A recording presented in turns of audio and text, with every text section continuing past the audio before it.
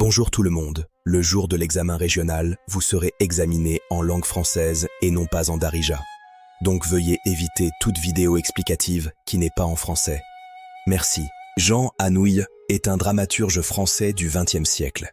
Sa pièce Antigone, écrite en 1942 sous l'occupation, revisite le mythe pour parler de résistance.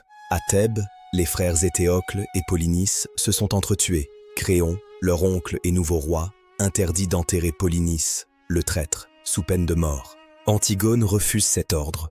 Pour elle, les lois morales et divines sont supérieures aux lois des hommes. Elle décide de braver son oncle au péril de sa vie. Malgré son amour pour Aymon, le fils du roi, elle enterre symboliquement son frère. Arrêtée, elle est conduite devant Créon pour être jugée. Une confrontation centrale s'engage. Créon tente de la convaincre d'abandonner au nom de la raison, de la stabilité politique et du bonheur. Mais Antigone refuse toute compromission. Elle rejette le bonheur facile et préfère mourir plutôt que de renoncer à son idéal de pureté. Contraint par son rôle, Créon la condamne. Antigone se suicide. Sa mort entraîne celle de son fiancé Aymon, puis celle d'Eurydice, l'épouse du roi. Le drame est total.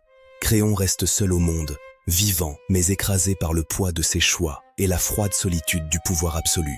Anouilh oppose ici deux visions. La pureté révoltée d'Antigone face au compromis nécessaire de la raison d'État représentée par Créon. Faut-il vivre en acceptant les compromis ou mourir fidèle à ses principes? Une question qui résonne encore comme un appel à la liberté. Merci à tous de nous avoir suivis dans cette exploration d'Antigone. On se reverra bientôt dans une nouvelle vidéo pour continuer notre apprentissage. À très bientôt.